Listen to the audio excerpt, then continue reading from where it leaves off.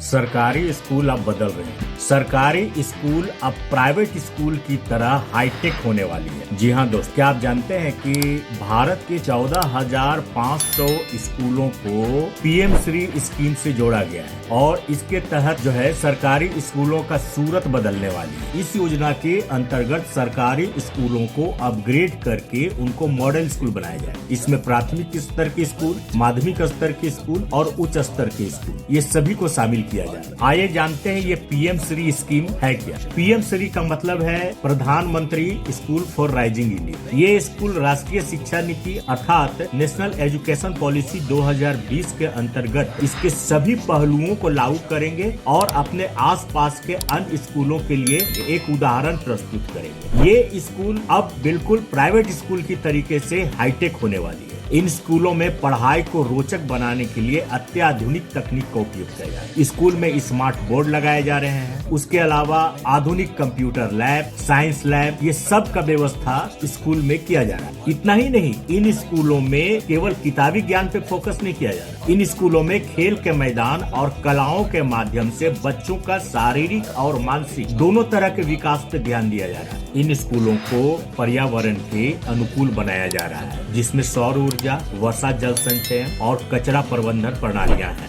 National education policy के अंतर्गत 5+3+3+4 पाठ्यचर्या की संरचना को विकसित किया जा रहा है। इसमें पहला 5 साल जो कि 3 साल से 8 साल की उम्र के बच्चों के लिए है, इसे फाउंडेशन ईयर नाम दिया गया है। उसके बाद के 3 साल जिसे प्रीपेटरी कहा गया है, वहाँ पे 8 साल से 11 साल के बच्चों को, या फिर कह सकते हैं कि क्लास 3 से क्लास 5 तक के बच्चे। उसके बाद के फिर 3 साल 11 से 14 साल के बच्चों के लिए, जिसे माध्यमिक या मिडिल कहा जाएगा। ये 11 से 14 साल के बच्चे कौन है? जो क्लास 6 से लेके क्लास 8 तक के बच्चे। और फिर अंतिम 4 साल जिसे सेकेंडरी चरण कहा गया है, ये क्लास 9 से लेकर के क्लास 12 तक के बच्चों के लिए है, जिसमें 14 से 18 साल या फिर कह सकते हैं क्लास 9 से क्लास 12 तक के बच्चों को शामिल किया गया। इस पीएम श्री योजना के तहत बच्चों को व्यावसायिक शिक्षा भी दिया जाएगा ताकि भविष्य में रोजगार के लिए वो चिंतित न। इस योजना को 2022-23 में